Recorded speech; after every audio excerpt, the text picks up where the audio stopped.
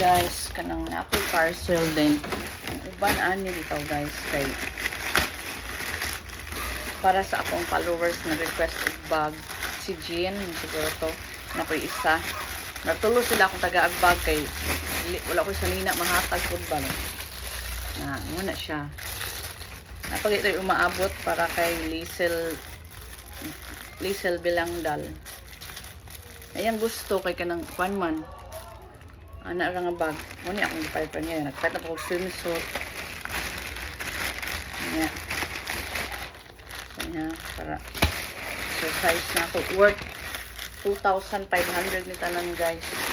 Duha ka bag, then upat ani para exercise na ako.